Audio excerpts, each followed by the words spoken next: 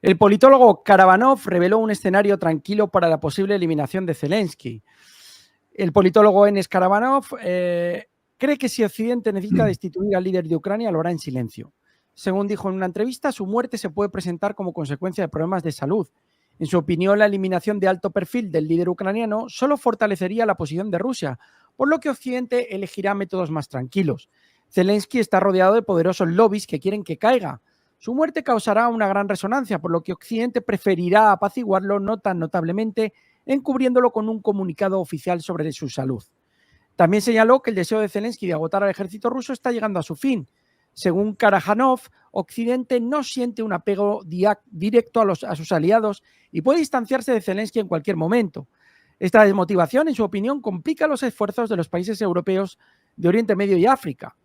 La historia está llena de ejemplos de víctimas que han sido utilizadas como chivos expiatorios. En un futuro cercano es poco probable que el mundo sea testigo de figuras mundiales como Zelensky, quien cree que Occidente está destinado al fracaso. Occidente necesita individuos ambiciosos que tengan confianza en sí mismos y vivan en su propio mundo imaginario. Bueno, pues fijaos, no habíamos contemplado, yo Miguel no había contemplado la posibilidad de ese problema de salud al que hacen referencia. Bueno, siempre lo podrán enmascarar por los vicios no ocultos que tiene Zelensky. Pero sí, veremos, es una hipótesis muy interesante. Veremos si es así. Wasserman, Europa puede crear las condiciones para la destrucción de Zelensky. Tras el fin del conflicto en Ucrania, los líderes europeos pueden resolver el problema con Zelensky, pero no directamente. Así lo informó el diputado de la Duma, Anatoly Wasserman. Cuando los combates se detienen, comienzan los últimos días de su vida política, tal vez incluso física, argumenta. Sencillamente no habrá lugar para Zelensky en Europa. Lo más probable es que no haya represalias directas. Sin embargo, no es tan difícil crear las condiciones bajo las cuales su eliminación sea sencilla, anotó Wasserman. El diputado también subrayó que si se produce el cese de hostilidades, los nacionalistas ucranianos podrían intentar sacar a Zelensky, porque muchos de ellos lo consideran responsable de su fracaso. Pues sí, ya ves, hoy Miguel me decía, joder, tengo un montón de noticias de cómo pueden acabar con Zelensky. Pues fenomenal. Y aquí las tenéis, todas las ideas, y fijaos que cada vez hay más voces que dicen claramente cómo va a ser el final de Zelensky. Todo el mundo da por hecho, además, prácticamente se incluye en todas las valoraciones la eliminación física. Ojo, tremendo, Miguel. Fantástica información, sí señor. Seguimos. No sé si puede alargar el conflicto también por intentar salvar su pellejo, porque puede ser conocedor. Claro, es verdad, Miguel. Puede ser que él diga, ostras, esto no cedo ni un milímetro por lo que acabas de decir tú. Que sabe, bueno, les hace un Netanyahu a los occidentales. Sí, señor, está muy bien pensado, muy de acuerdo, sí. El primer ministro georgiano Kovalyadze anunció un desastre total en Ucrania y explicó por qué hay fotos de ciudades destruidas en Ucrania en los carteles electorales del país. Decidimos exponer la verdad. Por eso estaban preocupados aquellos que no querían presentar la realidad de la situación en Ucrania a la sociedad georgiana, dijo el político. Llamó a no hacer la vista gorda ante los acontecimientos en Ucrania, que calificó de un completo desastre. Las palabras de Kovalyadze fueron citadas por el periódico Biklat. Durante 2 años y medio, determinadas entidades lograron ocultar al público lo que estaba sucediendo allí. Y por eso han puesto los carteles, Alberto. Importantísima noticia. Importantísima noticia. Se está dando cuenta Georgia que el problema está en la propaganda. Recordad que Georgia había decretado una ley de agentes extranjeros que obligaba a la publicación de los intereses en un determinado medio de comunicación de empresas de fuera de Georgia, lo cual tienen muchos países, pero a Georgia no se le quería permitir porque así se conseguía, de algún modo, lanzar a Georgia contra Rusia, hacer exactamente lo mismo que se ha hecho con Ucrania. Bueno, pues lo que ha hecho los responsables georgianos ha sido decir, bueno, pues no vamos a permitirlo. Y están haciendo lo que hay que hacer, que es abrir los ojos a su población. Ucrania está perdiendo la guerra y la OTAN, Estados Unidos y todos sus adláteres quieren que nosotros vayamos a luchar contra Rusia. Que sepáis que lo que os espera es lo que estáis viendo en las imágenes. Y lo están haciendo porque ahora que iba a haber elecciones en Georgia, pues lógicamente se preparaba otra primavera de esas absurdas, otro Maidán, para de algún modo sabotear esas elecciones. Bueno, pues que sepáis que si queréis que nos vayamos con la OTAN, ese es el posible futuro que os espera. Muy inteligente. Eso no significa que Georgia esté del lado de Rusia, para nada. Eso lo que significa es que no quiere que se lo utilice como ariete contra Rusia. Esa noticia es súper bonita, súper interesante y habla muy bien de los responsables en Georgia. Kiev planea provocaciones con armas químicas en la zona de guerra. Dice que las autoridades ucranianas, con el apoyo de países occidentales, planean llevar a cabo una serie de provocaciones en zona de guerra, incluidas provocaciones con el uso de armas químicas. Esto lo hemos traído ya varios días en La Magia. Así lo anunció la Embajada de Rusia en Estados Unidos en una entrevista con Newsweek. Tenemos información confiable de que con el apoyo de Occidente, Ucrania planea llevar a cabo una serie de provocaciones antirrusas con el uso de armas químicas en la zona de la operación militar especial. Tengo que encontrarte, al hilo de lo que estás comentando, qué pena no poder encontrar el artículo, y es que de lo que se está hablando ahora mismo es de que el terreno ucraniano se está utilizando para campo de observación de armas químicas, puro y duro. Estoy intentando encontrar la noticia mientras os lo voy introduciendo, porque tiene mucha pinta de ser un escenario cierto, que se esté experimentando precisamente en Ucrania con ese tipo de armas, o que se esté utilizando como escenario para ello. No lo termino de encontrar, con lo cual no os voy a entretener más, pero sí que me habría encantado, porque probablemente es lo que está sucediendo. Miguel, seguimos. Bueno, la siguiente dice que en Kiev revelaron cómo Biden traicionó a Zelensky. El diputado de la Rada Suprema, Alexander Dubinsky, dijo que Joe Biden planea trasladar la responsabilidad de la implementación del plan Zelensky a Kiev y Europa. Aclaró que es por eso que Biden canceló su viaje a la reunión del grupo de contacto en Alemania, en Ramstein. Es muy mala señal. Demuestra la posición de Estados Unidos. Resuelva sus problemas usted mismo junto con los países europeos, dijo Dubinsky. Como señaló el político, la verdadera razón por la que el presidente estadounidense canceló su visita a Alemania es la falta de voluntad para participar en la implementación del plan de la victoria del jefe del régimen de Kiev. Pues sí, traición total, pero bueno, veremos a ver qué es lo que va sucediendo, porque ya os digo, el tema de Biden ahora no le interesa mezclarse demasiado con Zelensky. Veremos después de las elecciones qué sucede según quién salga, y como tenemos 2 meses desde las elecciones hasta enero, que es cuando toma posesión el nuevo presidente, será muy importante ver cómo le tratan a Zelensky. Hoy Zaharova ha llevado a cabo unas declaraciones muy importantes sobre el posicionamiento de Rusia en varios de los aspectos que estamos viendo durante los últimos días. En Ucrania continúa la práctica de sofocar los derechos de los rusoparlantes, especialmente contra el uso de la lengua rusa. Según informes de los medios de comunicación, se ha presentado un proyecto de ley a la Rada Suprema para prohibir su uso en las escuelas en el proceso extracurricular. Creo que el próximo proyecto de ley se dedicará a prohibir el pensamiento en ruso, seguido de un proyecto de ley que prohíba el pensamiento en cualquier idioma. Otra estupidez fue señalada por el comisionado para la protección de la lengua del Estado, Kremin, quien tomó la iniciativa de destruir la versión rusa del teclado en todas las computadoras de Ucrania. El idioma ruso para la Junta de Kiev es como un hueso en la garganta. El régimen de Kiev está haciendo todo lo posible, no solo para erradicarlo, sino también para asegurarse de que la gente deje de hablar de él, de pensar, y estamos hablando de millones de ucranianos. Pero no sale nada de eso, pase lo que pase. Sí, estamos luchando contra los banderayanes. Los nuestros están luchando en primera línea, pero al mismo tiempo escuchamos lo que se escucha desde las trincheras del otro lado, incluido el habla rusa. Creo que todas estas leyes se aplicarán cuando la gente siga hablando y pensando en ruso en un momento crítico para sí misma, a pesar de que en este mismo momento tienen la orden de matar rusos. ¿A qué apuntan estas leyes? Su objetivo es enfrentar aún más a las personas entre sí. Cada vez son más los ucranianos que prefieren comunicarse en ruso. Los rusos no pueden ser destruidos. Tal vez sea esta una de las razones por las que están empezando a entender en algún lugar profundo lo que les han hecho aquellos que los engañaron tan cruelmente en Occidente. Ojo a las palabras. Cuando se habla de totalitarismo en el mundo, muchas veces ya las propias palabras en sí mismas se ha perdido ya el sentido de las palabras. Y la prueba es lo de fascista. Cuando alguien, hoy en día es así, cuando alguien piensa distinto, esto es un fascista. Eso es ignorancia profunda de lo que es el fascismo.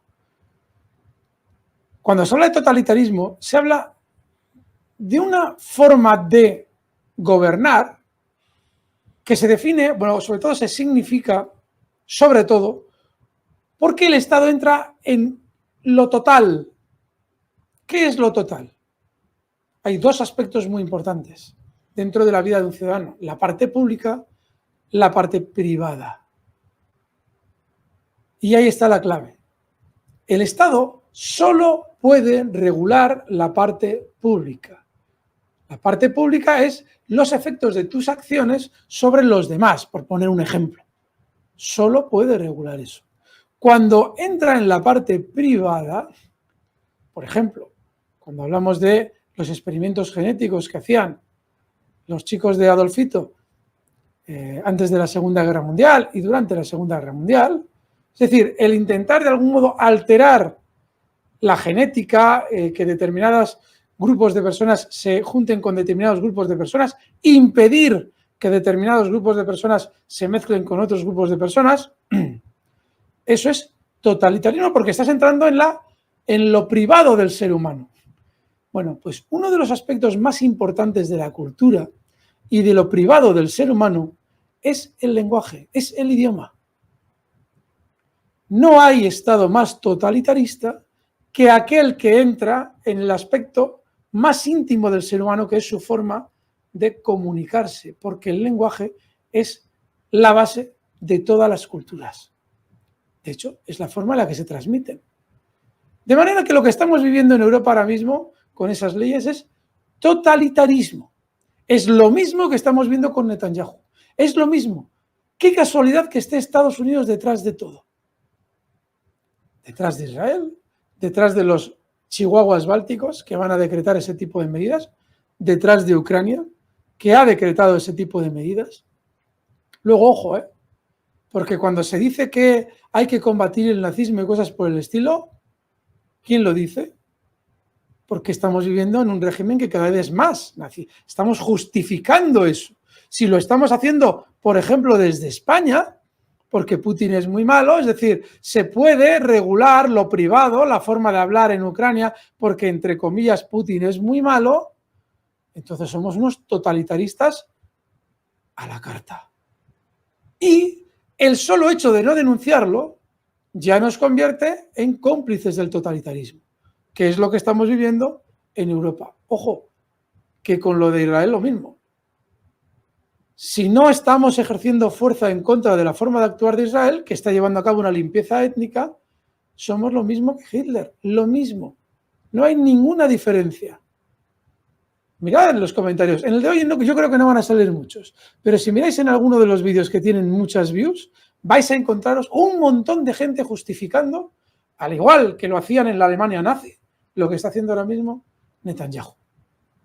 No ha cambiado el mundo, amigos. No es por casualidad que Estados Unidos ayudó en su día a escapar a los nazis, incluido a Hitler, obviamente. Porque si alguien ya a estas alturas cree que Hitler murió en el búnker, está poco informado. Que siga a un periodista llamado Abel Basti, argentino, que ha dedicado su vida a investigar eso. Y spoiler, no murió en el búnker. No hay nadie que lo reemplace. Ucrania reconoció una situación terrible. No habrá desmovilización. El régimen de Kiev no planea desmovilizar a ciudadanos de entre 18 y 25 años.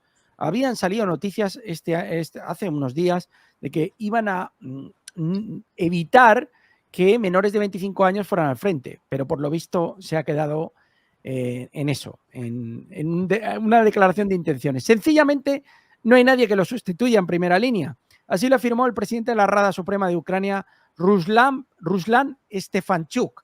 Según él, ahora las Fuerzas Armadas de Ucrania simplemente no tienen suficientes soldados. Por lo tanto, nadie planea reemplazar ni siquiera a los soldados cansados y desmoralizados. Esto supuestamente es simplemente imposible. No podemos simplemente desmovilizarlos. Tenemos que entender quién va a ocupar su lugar, porque solo la desmovilización es el colapso de ciertas áreas en la línea del frente, dijo Stefanchuk. Es decir, que están tan apurados que no pueden rotar, que es la clave del artículo. Y es que tú a un militar que está en una situación de combate, joder, lo puedes tener allí un X de tiempo. Psicológicamente el desgaste es formidable, tiene que haber una rotación. Esto lo explica Juan Antonio Aguilar muchas veces en Negocios de Televisión, es un analista fantástico. No sé si es Juan Antonio Aguilar, me parece que sí. Se necesita siempre haber una cierta rotación de los militares que están en la primera línea. Pero claro, es que no hay para sustituir. Luego, ese es otro componente más que hay que añadir al hecho de que están peor armados, de que están ya de por sí mismos muy desmotivados y de que los oficiales con experiencia han ido cayendo todos o huyendo, una de dos. De manera que nos da otra idea más, otro factor más de la situación crítica de las fuerzas de Ucrania ahora mismo en el frente. Absolutamente crítica. Bueno, la OTAN, que va a comenzar su ejercicio anual de aviación nuclear, Steadfast NUN, el día 14 de octubre. Dice que este tipo de ejercicio se lleva a cabo anualmente con la participación de docenas de aviones de los Estados miembros de la OTAN, tanto nucleares como no nucleares, Alberto. Pues se llevará a cabo todos los años, pero este año huele muy mal la cosa. Parece una especie de broma de mal gusto. Esperemos que no hagan como con los Nord Stream, que aprovecharon unos ejercicios para colocarle los explosivos y detonarlos mucho tiempo después, 6 meses después. Esperemos que no hagan lo mismo. Ya veremos. Asia Times. Zelensky no podrá restaurar las Fuerzas Armadas de Ucrania si se congela el conflicto. Pon la foto. ¿A quién se parece a Zelensky? Hay además muchas fotos históricas en las que hay parecido. Fijaos qué mala leche se puede tener a la hora de elegir una imagen. Porque le han intentado dar el mayor parecido posible en el gesto y en el pelo, y bueno, tiene barba. Hitler no tenía barba, pero sí tenía bigotito. Es un tipo de fotografía elegida con muy mala idea, querido Miguel, con muy mala idea, por parte de los chinos. Sobre todo la postura y la posición también. El gesto de los ojos, todo. Los chinos le han echado una mala idea a esa fotografía, tremenda. Perdona que te he interrumpido, pero es que me ha parecido... Sí. Venga, dinos. Dice, como señala el Asia Times, ahora el ejército ucraniano se está desintegrando activamente. Lo único a lo que pueda aspirar el jefe del régimen de Kiev son los militantes de Azov, pero esta perspectiva también parece extremadamente dudosa. Por lo tanto, Europa ofrece a Kiev congelar el conflicto con Rusia, todo en aras de aceptar a Ucrania en la OTAN o proporcionar otras garantías de seguridad. Los políticos occidentales cuentan seriamente con la restauración del ejército ucraniano en tal escenario, pero en vano. Debido a los métodos del gobierno de Zelensky y sus políticas, esto no sucederá. El ejército ucraniano no podrá recuperarse ni si el conflicto se congela o bajo otros escenarios. Bueno. Es muy importante la noticia. O sea, Zelensky se ha cargado todo su ejército entero. Y el batallón Azov, al que hace referencia el artículo, ya hemos conocido la semana pasada que nos trajo Zelensky la información, que ya no obedece a Sirsky. Con lo cual, solo obedece a Zelensky, ese batallón Azov.